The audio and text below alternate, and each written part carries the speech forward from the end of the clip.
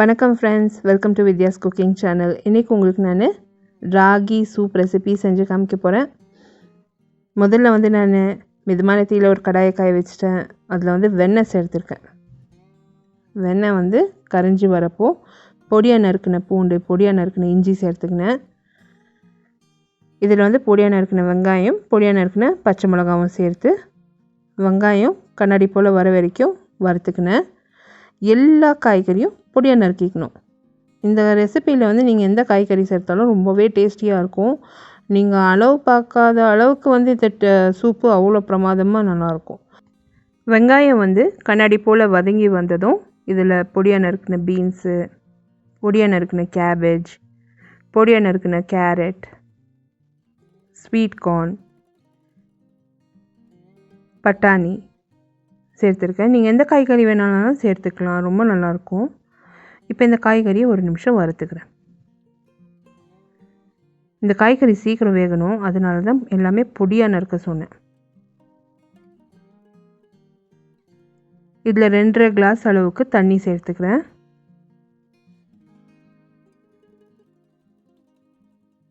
உப்பு தேவைக்கேற்ப சேர்த்துக்க போகிறேன். 3லேருந்து 4 நிமிஷம் காய்கறியை கொதிக்க வச்சு வேக வச்சுக்கலாம்.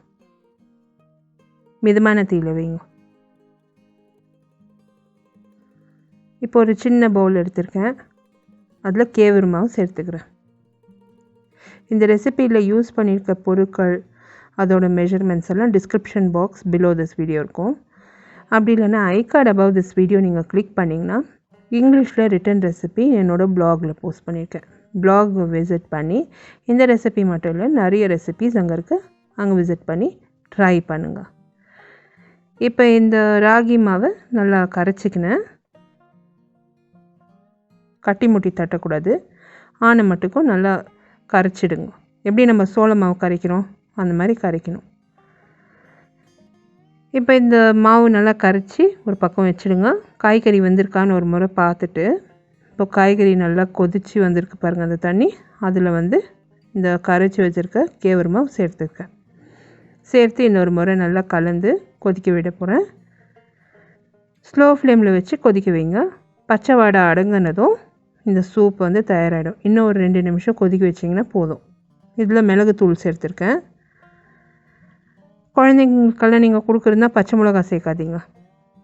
ஸோ இந்த கேவர், அதாவது அந்த ராகி சூப் சூப்பராக ரெடியாக இருக்குது. இந்த காய்கறி வாசனையில் ரொம்ப நல்லாயிருக்கும், டேஸ்டியாக இருக்கும்.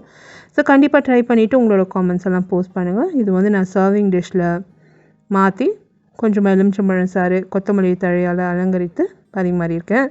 ரொம்பவே அருமையான ஒரு ஹெல்த்தி சூப்புன்னு சொல்லலாம். இந்த வீடியோ ரெசிபி நீங்கள் பார்த்து என்ஜாய் பண்ணிங்கன்னா எனக்கு ஒரு தம்ஸ் அப் கொடுத்து சப்ஸ்கிரைப் பண்ணுங்கள்.